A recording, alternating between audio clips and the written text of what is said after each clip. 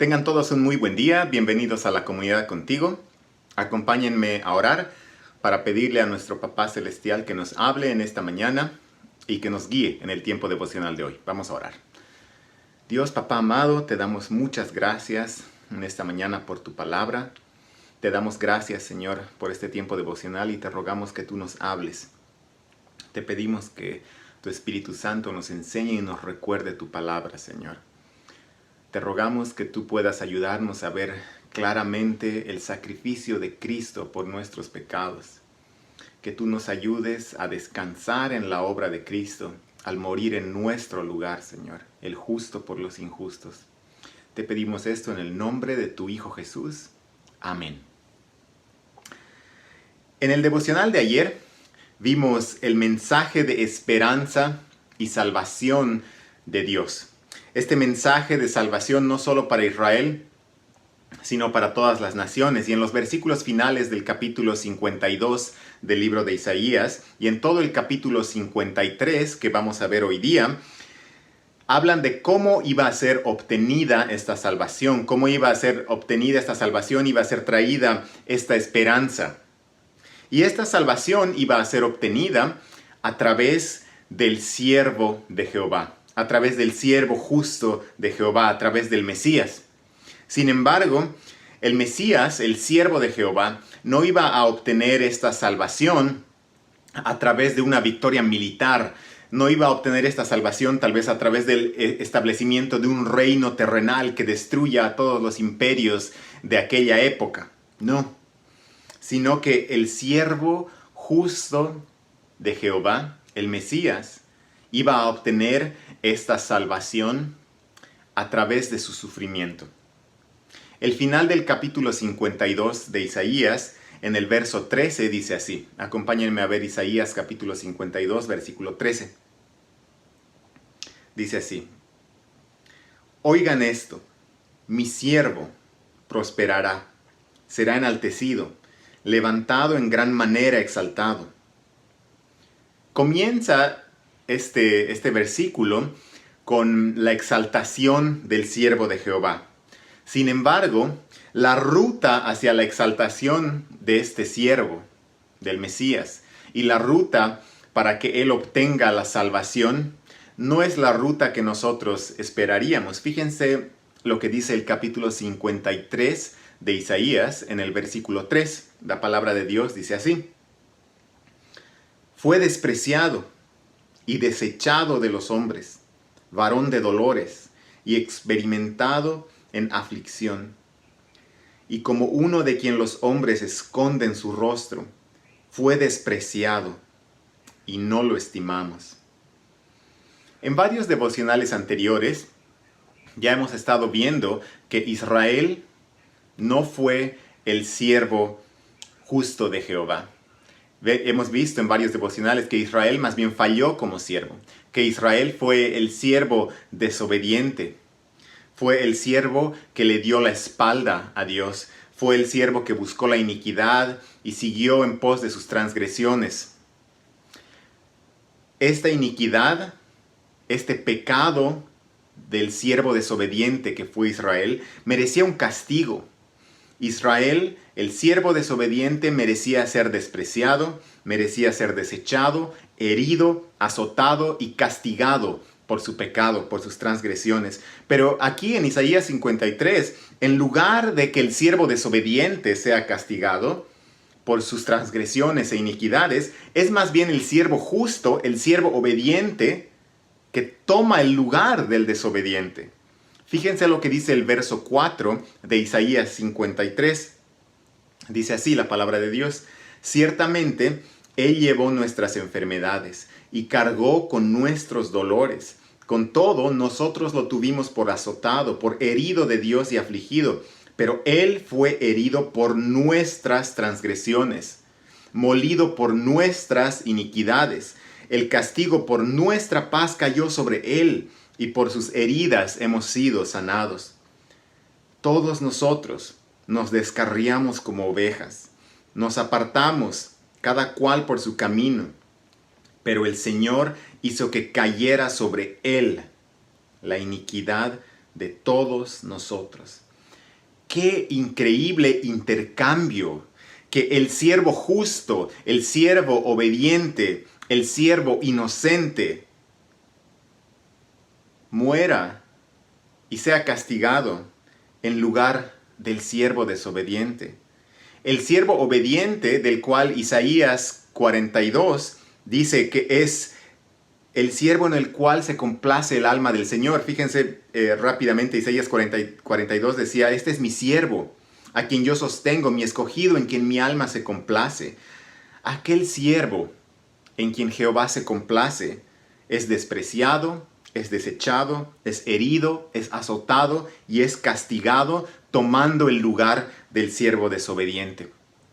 Y no solo tenía que ser azotado y herido, sino que el siervo de Jehová iba a entregar su vida, iba a morir.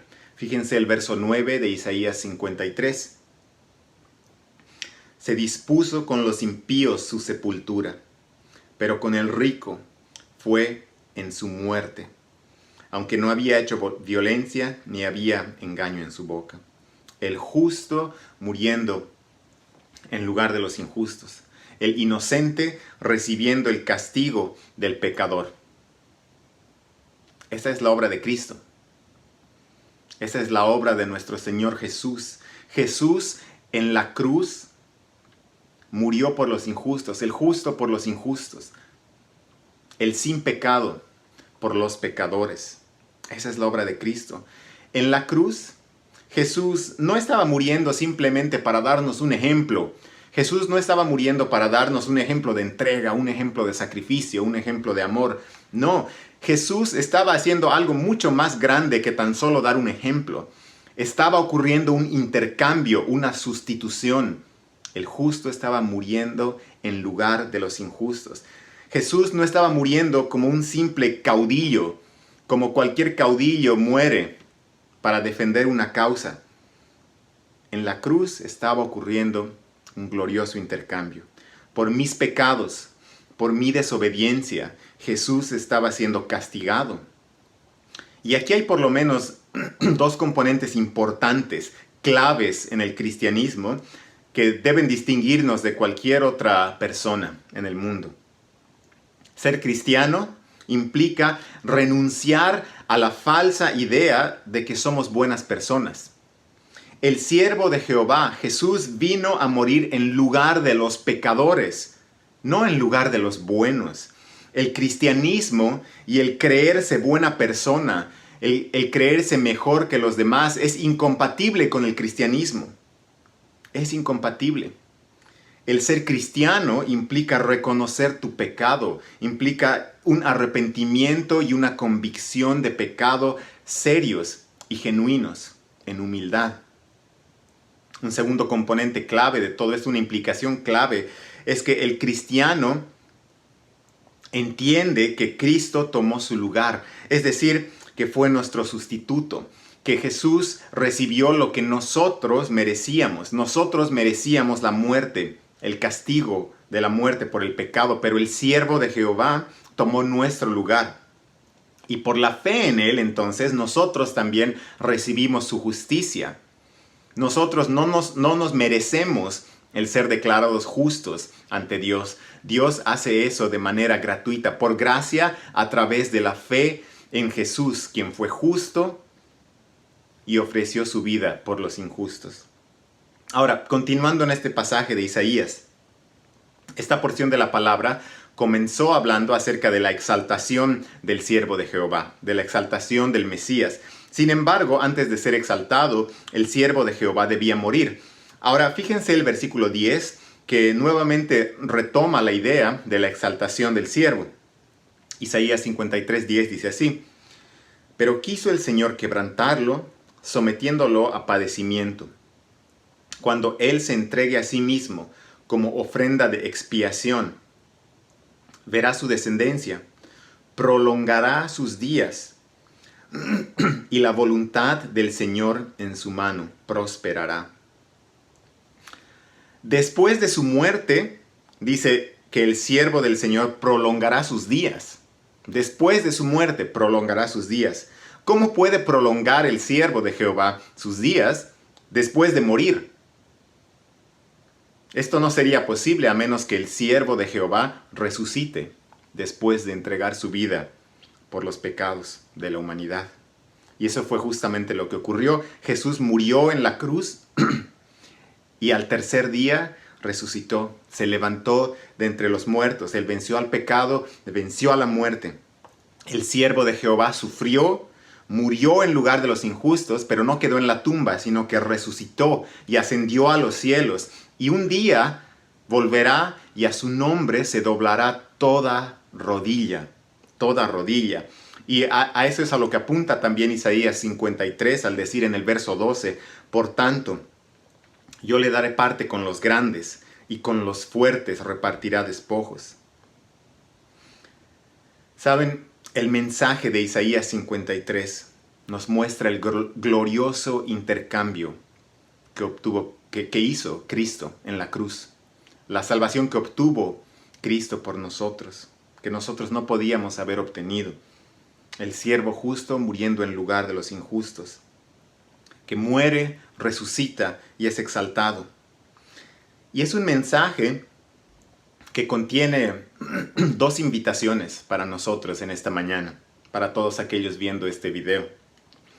La primera invitación es la invitación a arrepentirnos de nuestros pecados, a confesar nuestros pecados, arrepentirnos de nuestros pecados y depositar toda nuestra fe y toda nuestra confianza en el siervo de Jehová, en Jesucristo, que siendo inocente, siendo justo, tomó nuestro lugar en la cruz y fue castigado por nuestros pecados. Entonces, si tú que estás viendo este video, nunca has dado ese paso de fe, nunca has tomado ese salto de fe de entregar tu vida al siervo de Jehová, a Cristo, hazlo ahora. Confiesa tus pecados, responde a esa invitación, arrepiéntete de tus pecados y ten fe en Jesucristo. Y la segunda invitación que contiene este pasaje es la invitación a adorar al siervo de Jehová.